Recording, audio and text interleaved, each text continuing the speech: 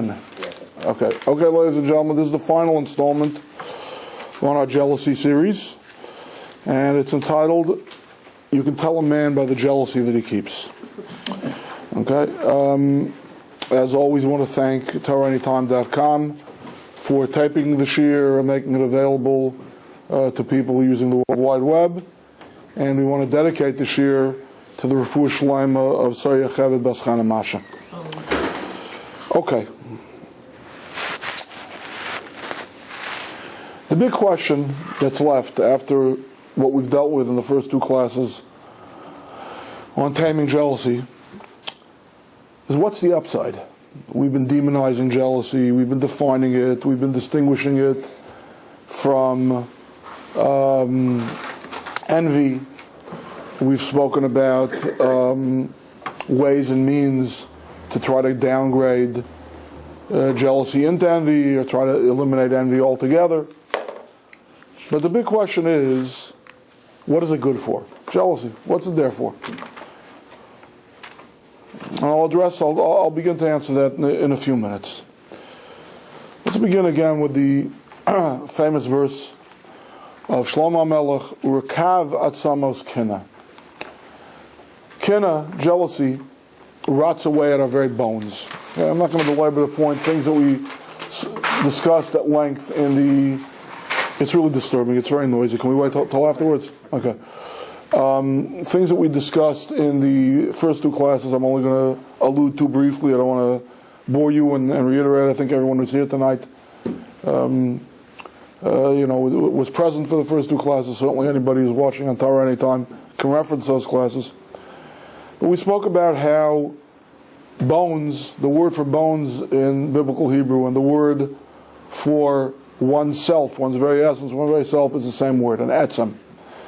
And how jealousy eats away at our very being. And how jealousy can really be a lifelong exercise in chasing something that's totally inappropriate for you, and basically trying to ram a round peg into a square hole. The Maral, when he tries to explain this statement of King Solomon, that Urkav atzamos kina, that kina, the jealousy, eats away at our very essence, he says as follows. Let me preface what he says with a very famous Medrash Chazal. What's the red letter day in Jewish history? What's the worst day on the Jewish calendar? Tisha B'Av. Tisha B'Av, the 9th day of the month of Av. What happened on that day? Everything bad. Okay, get specific. Tell me one of the really bad things. Fall of the Second Temple. The fall of the Second Temple, that's one. Fall of the First Temple is another. World War II. No. Some theorize that the assassination of the Duke that started World War I, unfinished, but that's a little bit tenuous. Let's go way back in history. What was the first bad thing that happened on Tisha B'Av? Do you know? It can safely be argued, what I'm about to say over from our sages, that all the other things were effects and that this was the cause. What was the first bad thing to happen on Tisha B'Av? Do you remember? When they broke through the wall. The sin of the spies. Oh. The spies, Moshe Rabbeinu dispatched 12 spies, one spy from each tribe of Israel, and they were supposed to do a reconnaissance mission on the land of Canaan.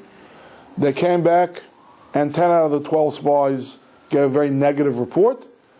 And the children of Israel listened to the Lashon Hara, to the negative, to the malicious gossip against the land of Israel. And they didn't heed the words of the two spies who gave a positive report. That was on Tisha B'Av, that was on that day on the calendar. And the classic words of our sages in the Medrash is, Atam b'chisam b'chiyah shalchinam, v'ani ekva lachem b'chiyah l'dayros. It says, you make your bed, you sleep in it. There are no wages of sin really than the sin itself. In other words, you cried for nothing. You rejected the land of Israel. You said that you don't want to be in the land of Israel. This will be the day when you lose Israel. Okay, I don't know if Dr. Spock or any of the other contemporary writers on parenting or raising children would say that we should try to raise our kids with the kind of statements probably a lot of us heard as kids. You're crying for nothing? I'll give you something to cry about. That's what it sounds like over here, but it really goes much deeper than that. What the quid pro quo here is right? You write your own ticket. You're saying you don't want the land of Israel. You will not have the land of Israel. It's as simple as that. Says the Maharal of Prague to explain this statement of King Solomon, Rekav atzamos kina, that kina eats away at the very bones. He says, because every Baal kina, every jealous person, is declaring in emotions that speak much more louder than words is, I'm lacking, I'm needy. If I felt fulfilled, if I had everything I need, why not I obsessing about what other people have? All right? When I get upset, when I get bent out of shape, when I start obsessing over what others have, I am declaring, I am lacking, I am needing, I'm a chas, I'm not a wholesome person. So if you're not a wholesome person, if you're lacking, then the lack just continues. The logical conclusion until it eats away at your core. You just keep on lacking. You said you're lacking. Okay, you're lacking. I agree with you, so to speak, God says. If that's your declaration, so that's the ultimate logical conclusion of a jealous feeling, is that your very core starts to disintegrate. But here's the problem, okay? You know, I never heard of anyone, I've heard of people getting cornea transplants, bone marrow transplants, kidney transplants, liver transplants. These are all vital organs. You ever hear of anyone ever getting an appendix transplant? You have a burst appendix, you have an appendectomy. Oy vey, what am I going to do now? You know, I need a new appendix. Preposterous, because medical science has not figured out the function of an appendix. Even when it's there, we don't know what it's doing there. All right?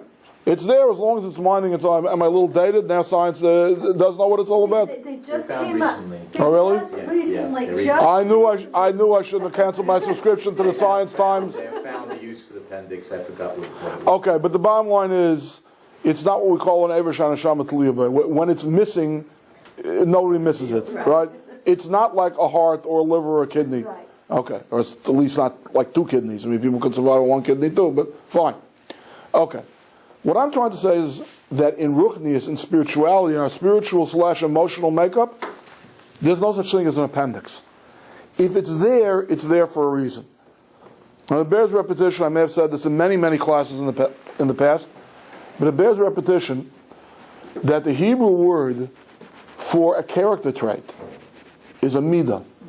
And it's the same word for a weight and a measure.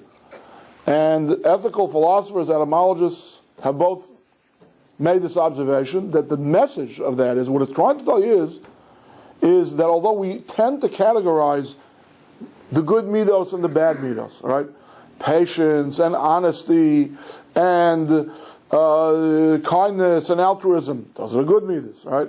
Anger and impatience and jealousy and arrogance, those are the bad midas, right? But an excess of a good midah can be very harmful.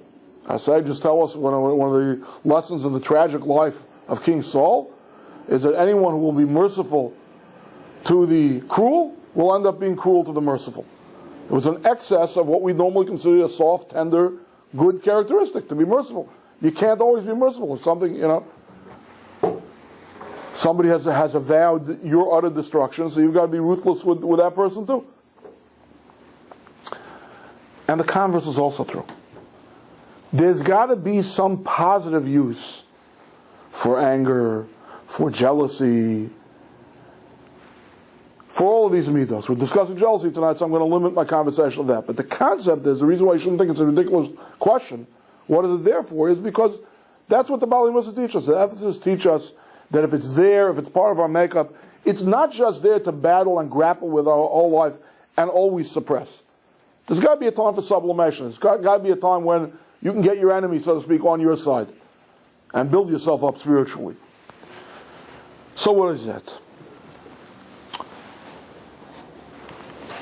Let's begin here.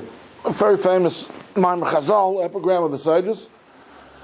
B'shlosh advarim ha'adam nikar b'kiso b'koso v'kaso.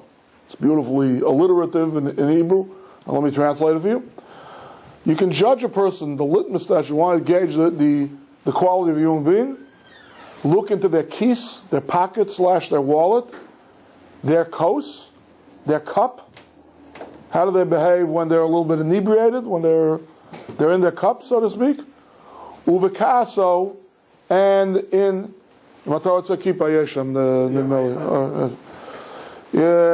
and Bekaso, with his anger. Okay? So, the first understanding of what it means, what his anger would mean, how well does he manage his anger, or does she manage her anger? How well can they suppress their anger? How long a fuse do they have before they finally blow their top? All right? But there's another way to understand what it means to judge a person by their anger. And that is, what do they get angry about? When they finally get angry, what angers them?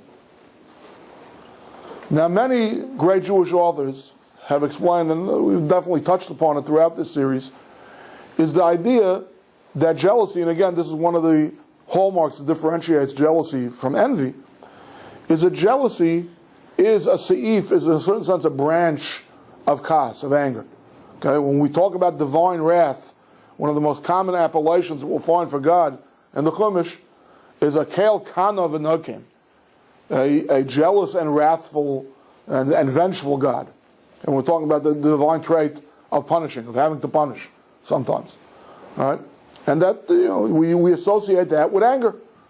Right? A crime of passion. All right? Somebody bursts in on their spouse, and their spouse is cheating on them, can be almost an insanity defense sometimes. All right? A jealous rage. The two things go together. A jealous rage. Envy doesn't enrage a person. Envy can make a person hungry, can make a person wistful. Right? Envy doesn't enrage a person. Jealousy enrages the person. And again, just alluding briefly to some of the previous classes, if you remember, it's always about an imbalance, an unfairness, an injustice, a righteous indignation. Why are good things happening to rotten people? So jealousy is a kind of a rage. So if you interpret that question and answer of the sages properly, you can rephrase it this way. Okay? One of the ways to measure a person, what do they get jealous about? What drives their jealousy? You can tell a person by the jealousy, you can tell a man by the jealousy that they keep. That's where I took the title for tonight's class from. Let's examine this a little bit more deeply.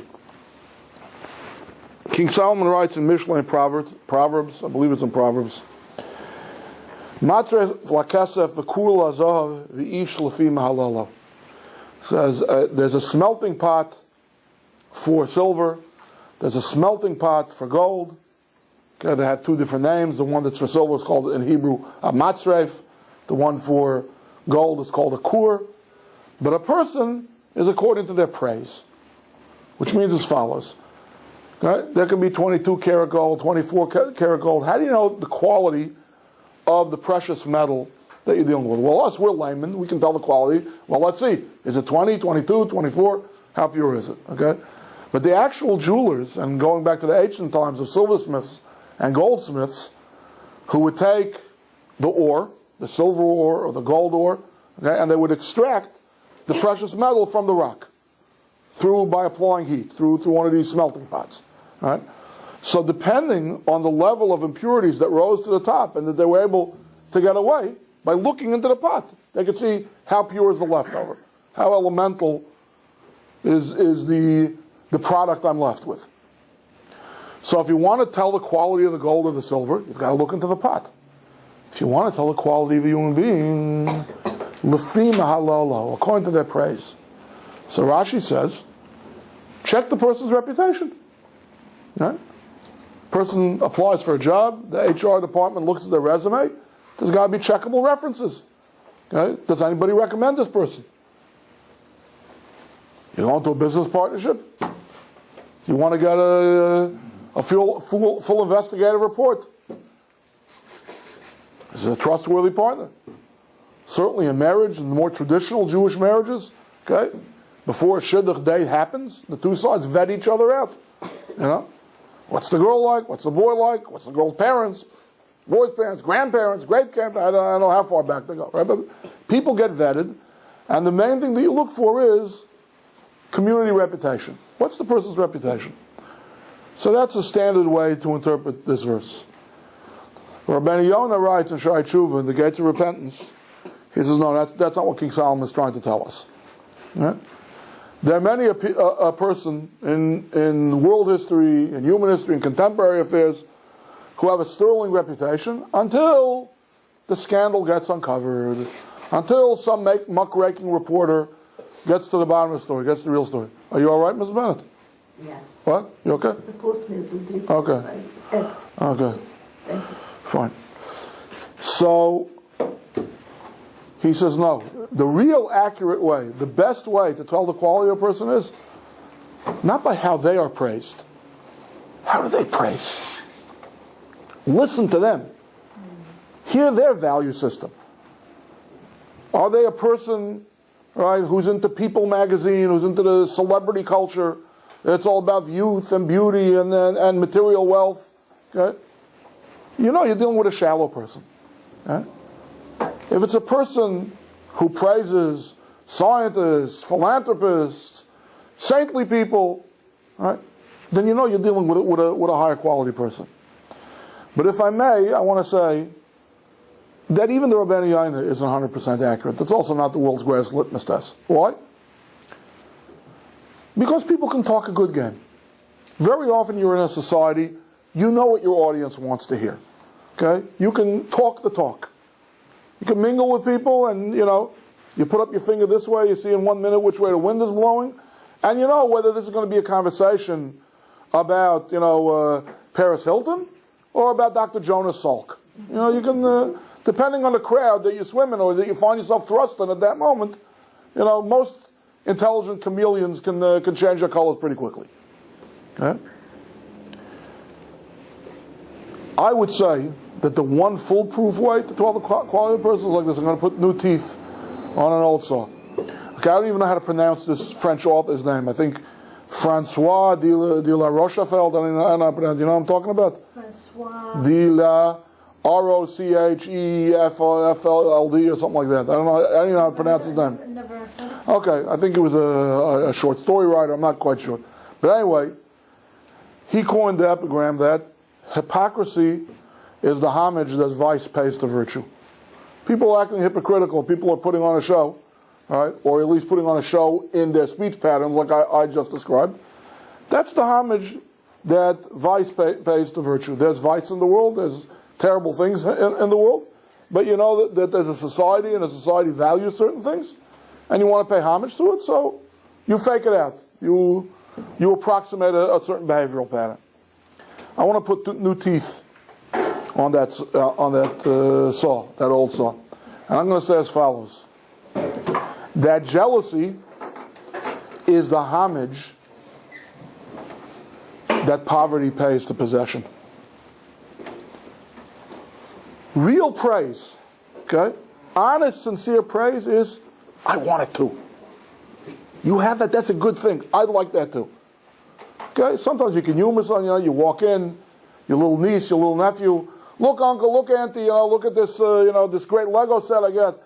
Ooh, that's beautiful. I wish I had one too. I mean, you've outgrown it. Maybe 40, 50 years ago, you wish you'd had something like that. Now, your values have changed, your horizons have broadened, your understanding has deepened, and you understand it's essentially worthless.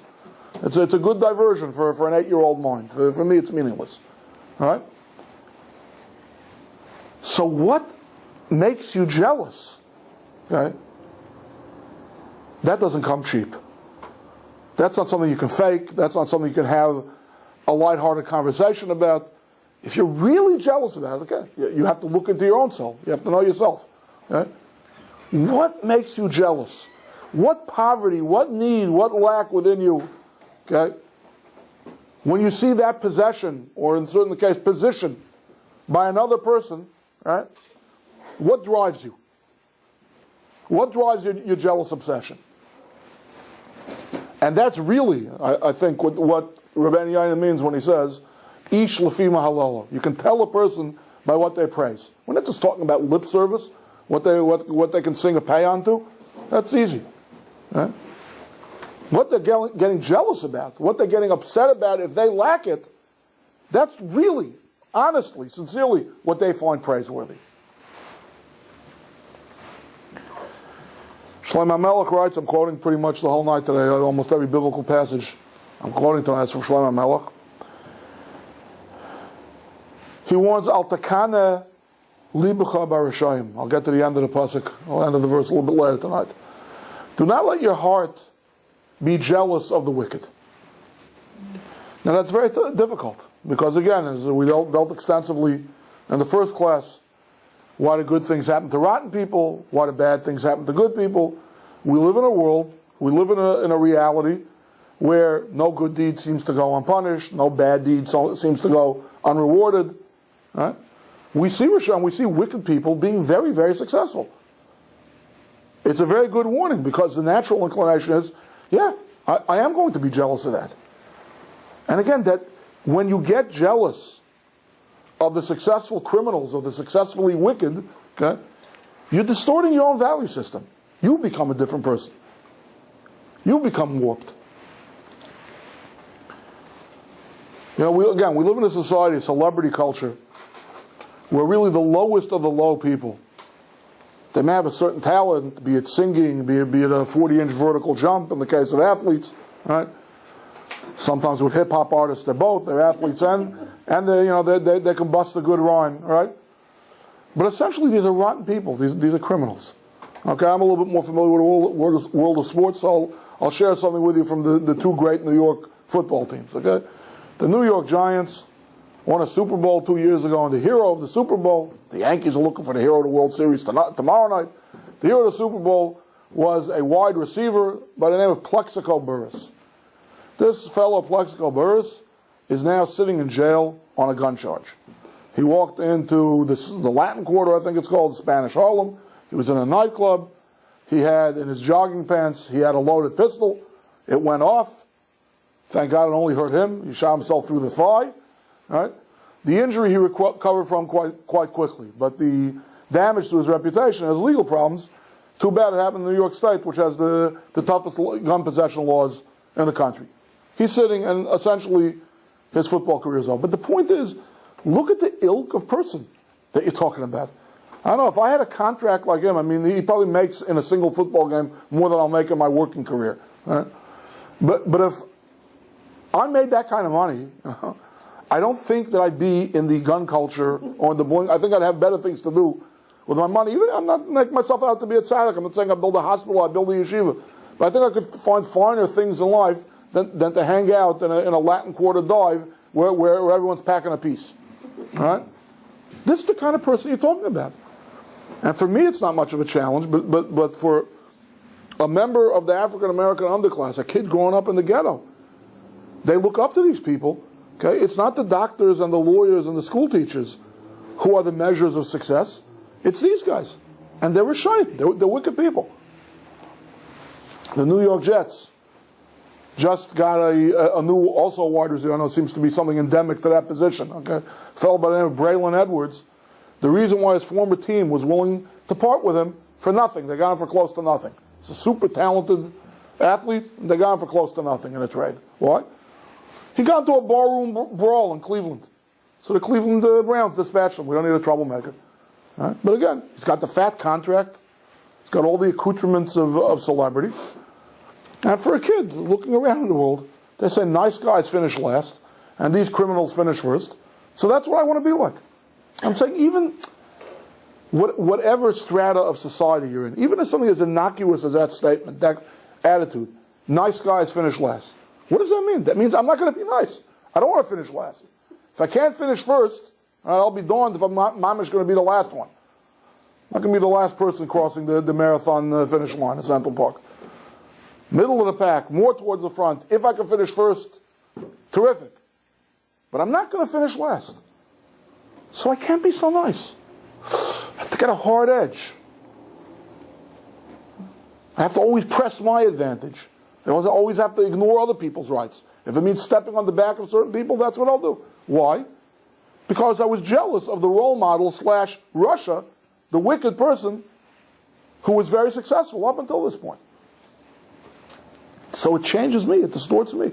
What kind of a person am I now if I'm jealous of the wicked?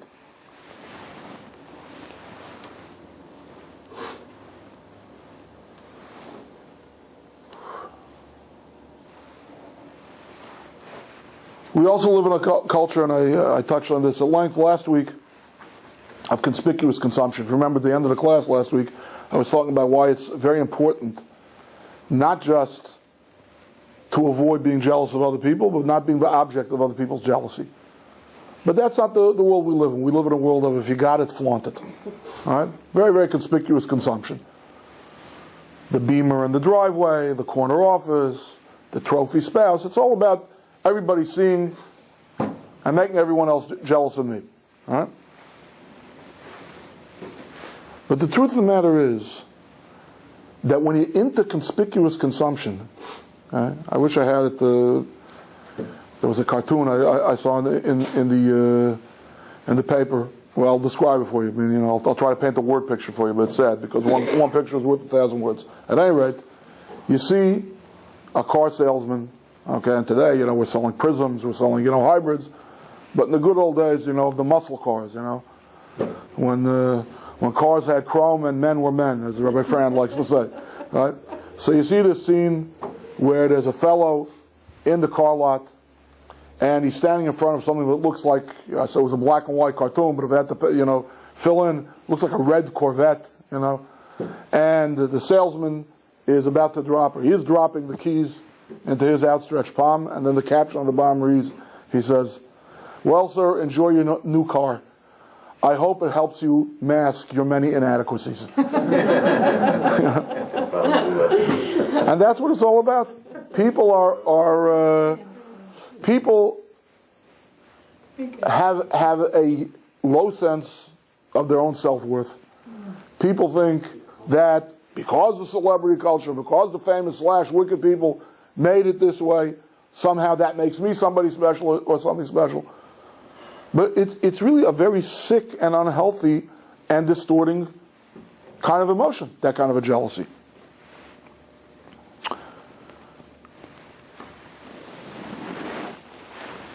And while it's true, and this again is something that King Solomon says, Varisi, this is in Ecclesiastes and Koheles, he writes, Varisi es kol kishron amasa, v'hinehu kinas ish mereyehu. So I think I gave a caveat before I translate that verse. I think I told you, I've been telling you throughout the series, that I think the Torah outlook on jealousy, and last week we contrasted the Jewish work ethic versus the Protestant work ethic, that it's very counterintuitive. The Torah attitude on jealousy is something that kind of rings hollow in a can-do 21st century American's ear. Okay? And this is something that King Solomon alludes to in this verse too. He says, I've seen all the great accomplishments of earth, called Kishran Amas, all the beautiful artistic accomplishments. All it is one person being jealous of another person. And the truth of the matter is that when we talk about one of the fundamentals, one of the cornerstones of U.S. capitalism or any capitalistic system, we always talk about how competition is good. It's good for the product. It's good for the consumer. Right? It produces a better, build, I think it was Oliver Wendell Holmes who wrote, build a better mousetrap and the world will be the path to your door. Right? Improve a product. Right? Well, how do I improve it? I've got to see it. I've got to say, well, I can do it even better. First of all, let my factory match the competition's quality. And then we're going to do some reverse engineering. We'll make it even better. Then your competitor sees it. So, ooh, look at what they did. We've got to top that. All right? In almost any product that you can think of, there are all these little incremental innovations. And then if you look at the model from 20 years ago, compared to what it is today, it's totally archaic. I think in IT and computers is where you see it, most pronounced. But it's true just about of any product that you can think of. And what was the competition fueled by? Jealousy. I want my product to be as good as that product. I want the bottom line of my company to match my competitors. And that's how it goes, yes? So what does the Torah say about compare jealousy to quote unquote U.S. jealousy to Torah jealousy? No. Give me a few more minutes. That's exactly what I'm trying to get to. So again, I'm saying this over to show that it's a funny statement. On the one hand, it seems like King Solomon is denigrating this kind of jealousy. It's nothing. Kinnis Ishmerei. All it is rank jealousy. On the other hand, 1 second, it's Kishran Amaisa. It's something It's something that improves deeds, improves products. So here's the question. How do we move from the frustrating, soul-retarding, character-distorting jealousy to the good kind of jealousy? I took it as a possible, and I think I explained a little bit till now how you can tell a person by the jealousy that they keep. But what is the jealousy that we should be keeping? So here's the answer. I referenced the verse earlier that began with Al Takana Libcha B'Chatayim. Do not let your heart be jealous of the sinners. The end of that pasuk reads,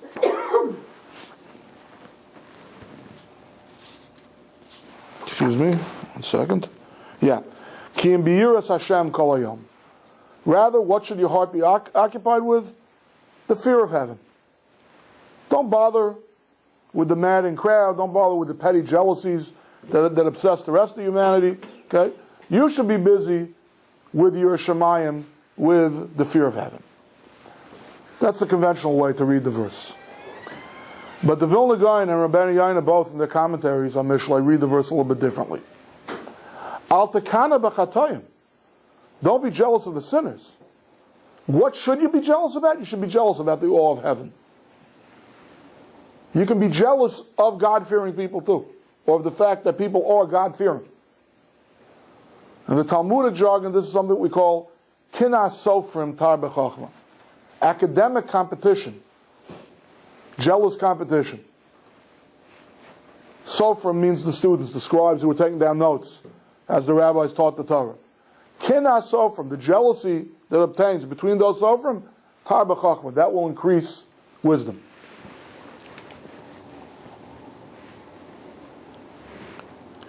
So when we're talking about being jealous of a person's level in Torah scholarship, a person's level in tzedakah and philanthropy, what do they do with their spare time? Are they self-indulgent? Are they volunteering for chesed organizations? Are they doing chesed out of their own home? All right? When they pray, is their prayer pro forma? They're just trying to get through with it as quickly as possible, right? Or is it something meaningful and heartfelt? And not something that they're just trying, well, let's get this out of the way so I can move on to the next thing. Torah, avodah, gemilas chasadim, Torah study, serving God, loving kindness, acts of altruism. All of this goes under the rubric of kinas sofrim, of what we talked about, this academic kind of jealousy, of people being jealous of one another. So if that's the kind of people that you're jealous of, if those are the kind of accomplishments that you envy, so the first point is that the whole problem, the whole kickoff, class of the series, why do good things happen to rotten people? Why do nice guys finish last? It becomes moot. Because you're not looking at the reward. The virtue is its own reward. If you try to connect the dots between cause and effect, the tzaddik, the righteous person, behaves in a certain way, God ought to reward them in kind, and if they don't, I'm upset, and what's there to be jealous of? What's it worth? It has no utility for me. Then you're in the world of bad jealousy. Talk about good cholesterol and bad cholesterol. All right? Good jealousy and bad jealousy. But if you're being jealous, you know that the tzaddikim, that the righteous people are not the ones succeeding materially in this world. And you're still jealous of it, so the whole question kind of becomes moot, falls away. Why do bad things happen to good people? Why do good things happen to bad people? I don't care.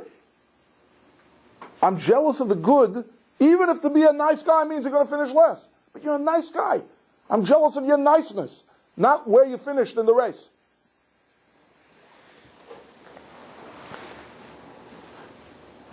This kind of jealousy, besides being the good jealousy, is really, I think, the cornerstone of Judaism. Who was the first patriarch of the Jewish people? Abraham. What was Abraham famous for? What good character trait do we identify? Chesed, loving kindness. Right? There's an unbelievable passage in the Medrash Tehillim. Mind if they didn't put out enough chumash? Mind if I borrow yours for a second? Okay. So actually, from last week's parsha, there's a biblical character that goes by an alias, that goes by several names.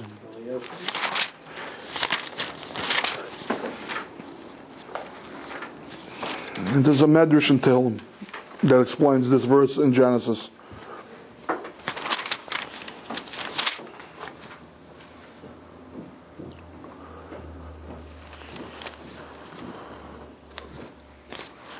Where is it? Give me just a moment. If I can't find it quick, I'll just say it by heart. Okay. Okay, take a look on page 65.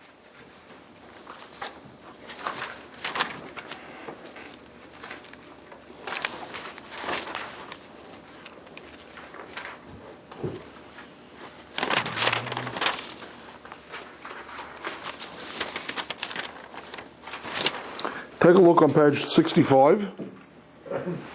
We're looking at verse 18. Okay, just to give you contextually what's going on over here, this is the rebellion of the 5 kings against the 4, and Avram Avinu, our patriarch Abraham, comes in and has miraculous success in the war. And then it says here, Malki Tzedek, the king of Salem, brought forth bread and wine. He was a priest to God the Most High. He blessed Abram, and he said, Blessed be Abram to God the Most High, possessor of heaven and the earth. Who is this person, Malki Tzedek? Well, it says Malki Tzedek was a priest. He was a king of Salem. Yes, but our sages also identify him as Shem, I think. right. Shem, one of the 3 sons of Noah.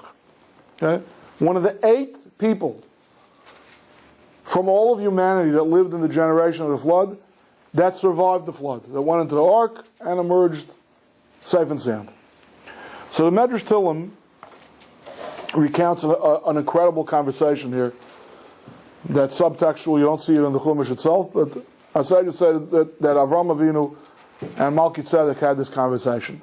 He said, let me ask you a question. Okay? So much of humanity was totally wiped out. Okay? How did you merit surviving the flood?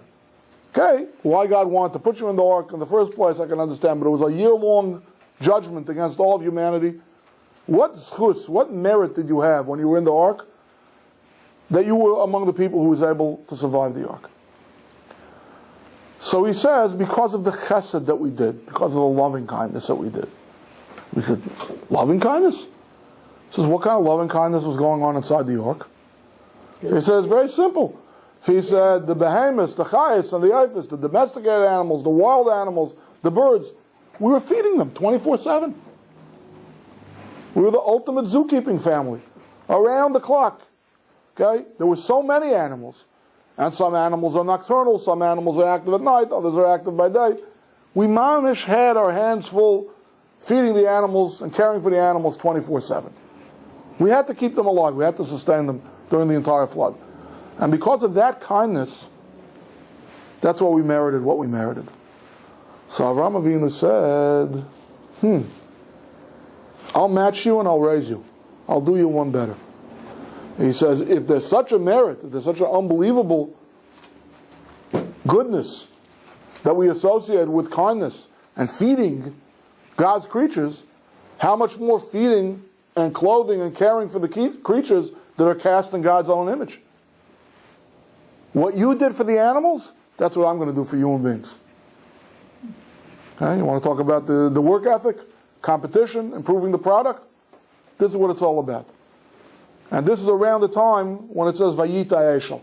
This is when Avram Avinu planted, literally it means a terebinth tree, I think is the way it's translated. But I say to deconstruct the word Eshel, means he created an inn.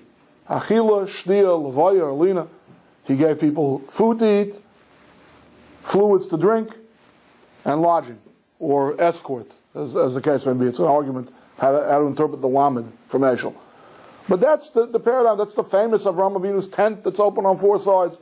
He was running an inn. He was a motel keeper, if you will. All right? So it's all based on a Kinnas Seifrim. He saw a chesed by Malki Tzedek, by Shem ben Noach. He got jealous of it. He wanted to replicate it and improve on it. And that's what begins Judaism. He even improved it more, because the same time that he gave them food, he also taught them to say a brocha, wash your hand. That was even higher. Absolutely. That's absolutely correct. Alter Slobodka talks about this at length, about how the ultimate chesed that you can do for a human being is not what helps them in their temporal lives, in their 70, 80, 120 years that you spend here, but on things that you can do for other person that's going to help them for all eternity. Precisely, on the butt. Okay, I don't know if the PETA activists would agree with Avraham Avinu's reasoning, but that was Avraham Avinu's reasoning. If it was such a great merit that you could escape a flood to help an animal, to do kindness, do chesed to an animal, I'm going to improve on that and do kindness to a human being. Another thing that we have to realize about Kinnas Sofrim, about this, let's call it spiritual jealousy, or jealousy of high spiritual values, is that you don't have any of the theological problems posed by the bad kind of jealousy. Okay, I'm just going to repeat it very briefly because, like I said, we discussed it at length in last week's class. A jealous person has basically got to pick their poison. If you're feeling jealous, if you're feeling this indignant rage, if you're feeling this sense of injustice or imbalance by the success of the other person, by the possession, by the position of the other person, okay? So what is it about God that you have wrong? Why is this injustice going on? Because He doesn't exist? Heresy. Because He doesn't see? Heresy. Because He doesn't have the power to redress the injustice? Heresy. Well, let's figure this out. He exists. He knows exactly what's going on. He's almighty. So it must be that He wants it to happen. Or in other words, He's a fiend. In other words, he is an entity that rewards evil. That's the biggest heresy. So basically, the answer to the jealous person is, God's got it under control. It's none of your business. Relax. Okay? If you're right thinking, so to speak, the way you think will affect the way you emote, will affect the way you feel. But here's the rub. When it comes to matters spiritual, God is not in charge. There's no heresy involved. Here's where a Jew can adopt the Protestant work ethic. Why? As I say, just taught us, Hakol bidei shamayim, chutz mi'yireh shamayim. Everything is in the hands of heaven, except literally the awe of heaven, the fear of heaven, means of how you serve God. Your exercise of human free will. So, our wealth, our health, our popularity, our financial successes or reverses, that's not in the first place up to us. Right? Will we do mitzvahs or commit averos? How well will we do the mitzvahs that we do? How consistently?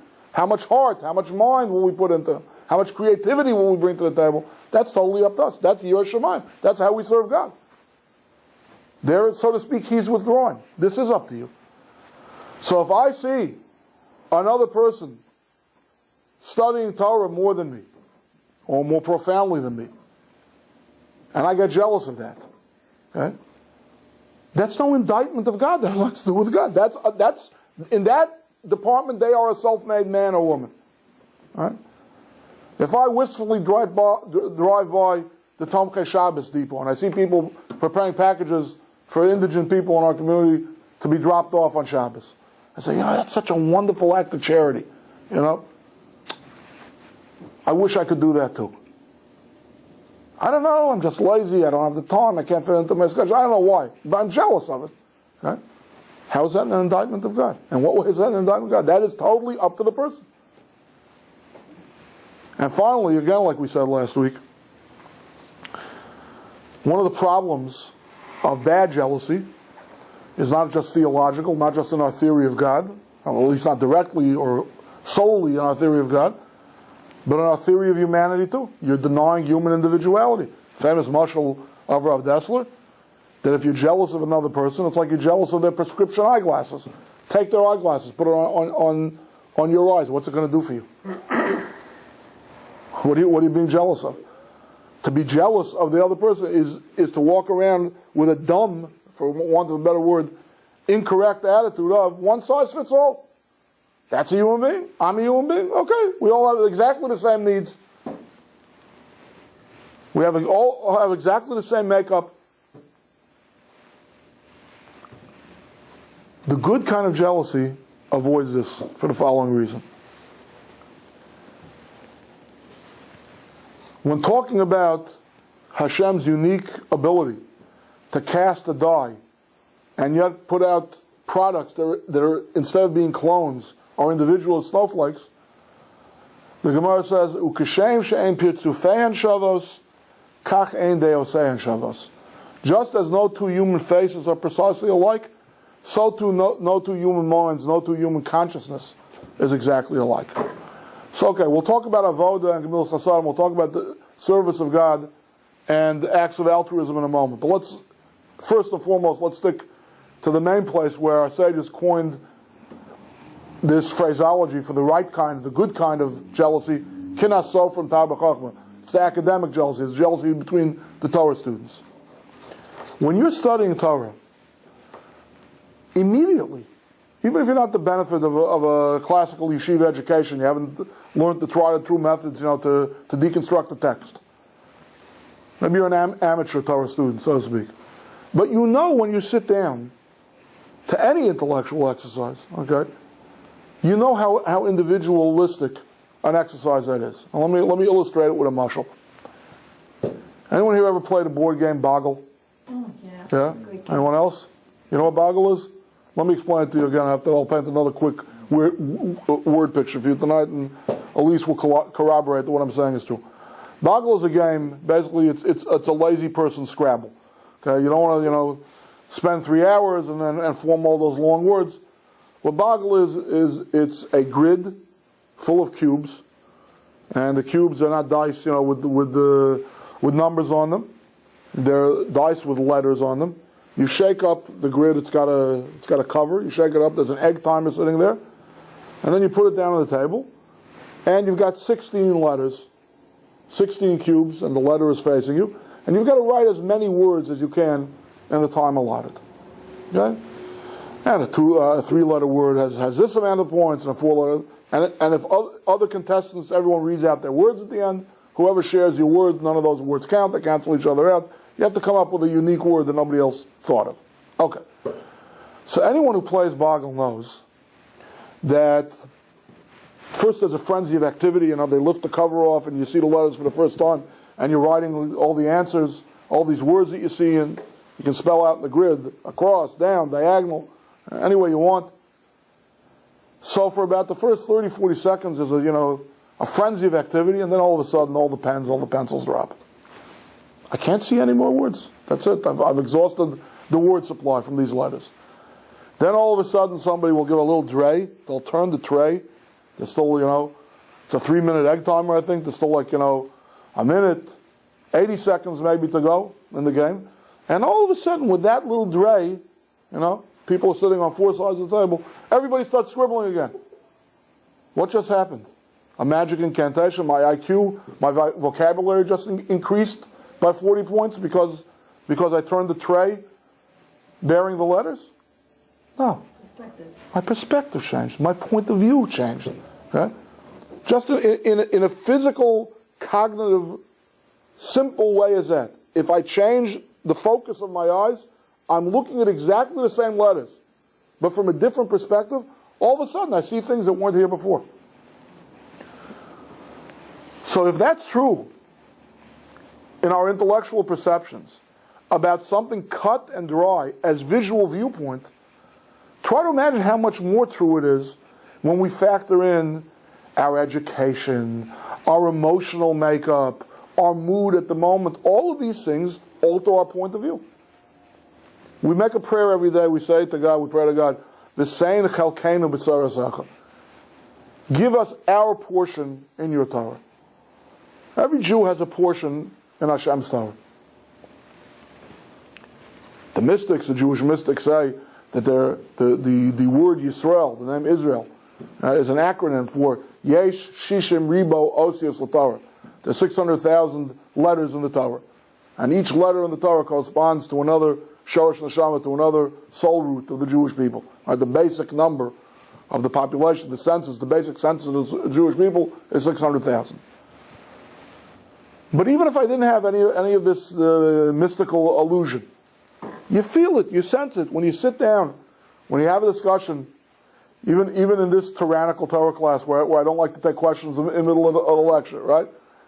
But everyone always brings, fresh perspectives and fresh sensitivities and insights and things that I didn't think of that only they could have thought of. And certainly if you have had the benefit, Baruch Hashem, I bless God every day that I did have a classical yeshiva education when chavrusas sit together, when you're sitting with your study partner and you're trying to analyze a text. It's just amazing how the other person sees things that you never saw, never would have seen, and how you see things that the other person never would have seen. So it's almost impossible. I mean, once you get past, studying the alphabet stage, the really, really primary, elementary levels of Torah study and Torah education, the whole endeavor is you can't delude yourself for a second into thinking that you're going to compromise your individuality, that you're going to see things the way the other person saw them, that the other person will see things the way you saw them. What are you jealous of? You're jealous of the diligence. Perhaps you're jealous of the training that might help you see things similar to what they're saying. But you're not trying to put on somebody else's eyeglasses. That'll never happen. And when you're talking about a spiritual endeavor, spiritual endeavors recognize another person's humanity, and of course, therefore, must recognize the other person's individuality.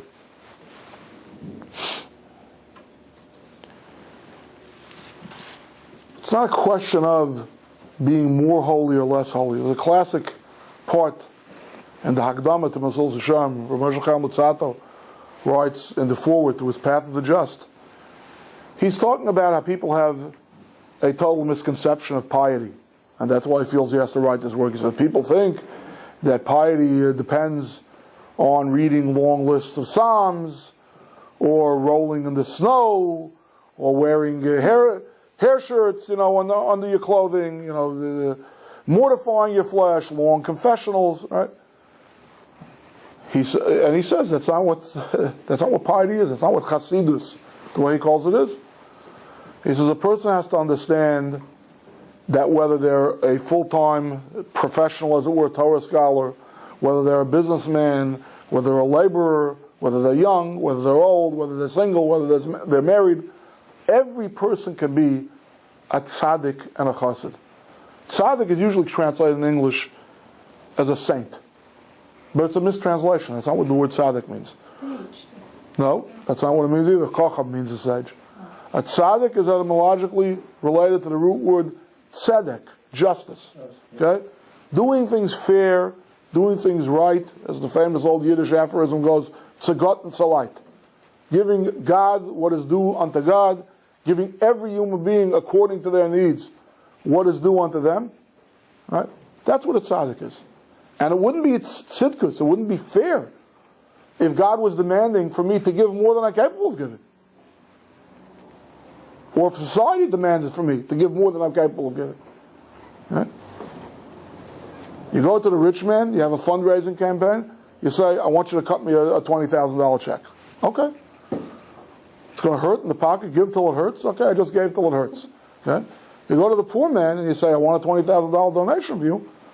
I say, okay, but I just want you to know that the bank is going to start foreclosure proceedings on my home next week when I write you this $20,000 check. I've already filed for Chapter 11. It's unfair to expect from different individuals with different needs and different capacities to produce the same way. So the whole concept of tzidkus and being jealous, whether it's another person's Torah scholarship, whether it's their mitzvahs, whether it's their acts of chesed, whether it's the way they pray, a million different things that comprise holy spiritual jealousy. Right? It always has to take into account, it does, it naturally takes into account your own and the other person's individuality.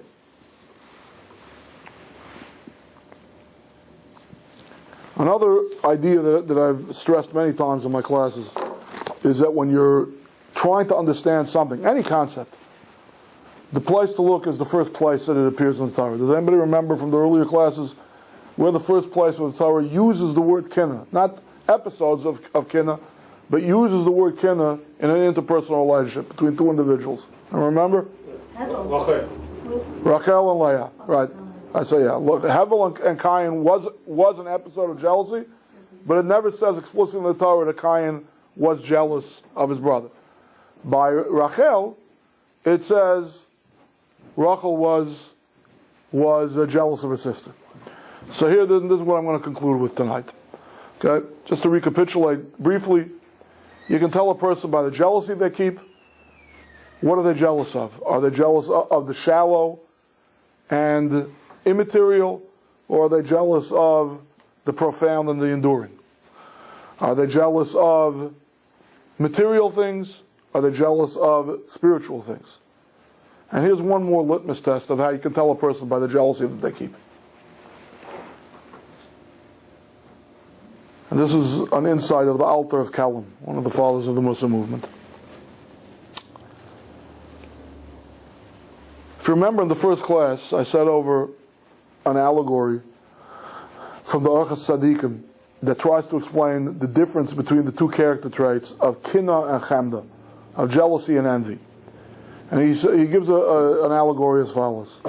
Two subjects came before the king. One was a Bal Kinna and one was a Bal Chamda. One was a jealous person and one was an envious person. And the king said, whichever one of you speak up first, I'm going to grant you your wish. But just know that the other person is going to get twice as much. Whatever you wish for, the other person automatically gets twice as much. All of a sudden they get very courteous, you go first, you're older, you go first, you're prettier, no, I insist, no, I insist. Why? Because the Bal Chemda wanted to have twice as much as the other person, and the Bal Kinna wanted the other guy should have half as much as he did. So finally, the Bal Kinna speaks up first, and he says, King, I want you to gouge out one of my eyes. That's my wish. And we made the observation there that Kinna is about, as our Babbas used to say in Yiddish, nishfagin in yanim. It's not so much that I want what I'm lacking. It's I can't stand the fact that the other person has it. That's kinna. Says the Alter of Kelm, you want to know if a kinna is a holy kind of kinna, a good kind of kinna, or a bad, unholy kind of kinna? Is it a kinna that allows space for the other person's success? Okay? We said last week, we talked about the reward of Aaron, how he got the jeweled breastplate on his heart, because his heart was incapable of feeling any kinna at all. But if you're going to feel kinna, okay, is it a kinna that allows for the success and progress of the other person? What was Rachel jealous of her sister about? You remember the episode? Where does it say about the kind of Rachel Bar Chaisa? She was jealous of her latest, shoulder-length shaitel. She was jealous of the jewelry. What was she jealous about? Children. Okay. Says the Alter of Kelm, if she was about, I don't want this woman having children by this man, she was empowered to do that. You know how Leah became Yaakov's wife in the first place? As sages tell us. Lavan, the father-in-law from hell, pulled a switcheroo. After all the conditions, Barachel Bitka Ktana, I'm going to work for you 7 years for Rachel, your daughter, the young one.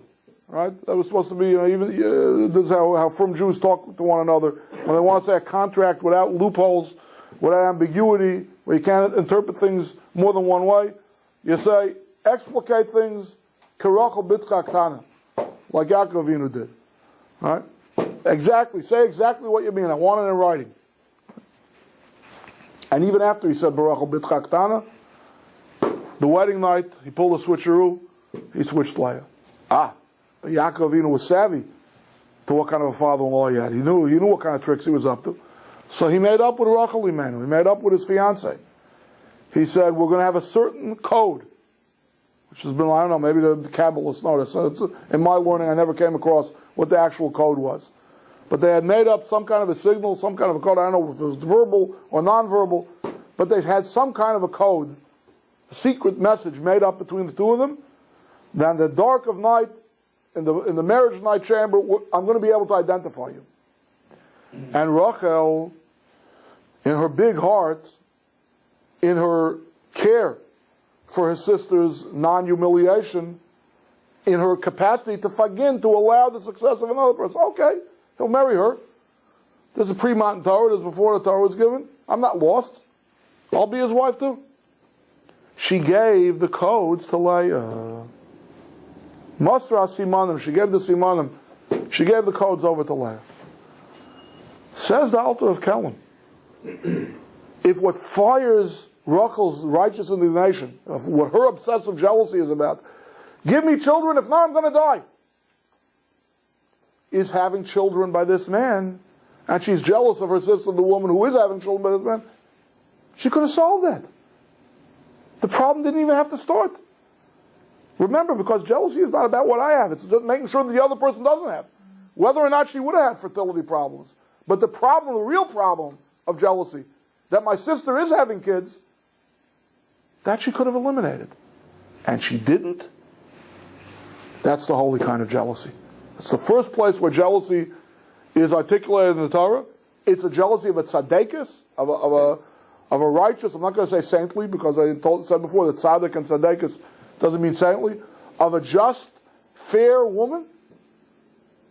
And the way you can tell a person by the jealousy of they keep is, you're jealous.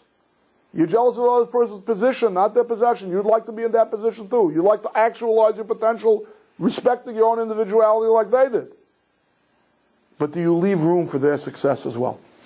If you're not leaving room for the other person's success, that's a jealousy to avoid. That's a jealousy to suppress. That's a jealousy where you have to recalibrate your theology or your value system, as we've discussed at length now in this series. But if it's a jealousy where simultaneously you can be jealous of the other person and still allow for that success, that's the jealousy of Rachel Imenu, and that's the mark of a good person. And you can tell a person by jealousy that they keep, and now at this point I'm done speaking. I'm willing to take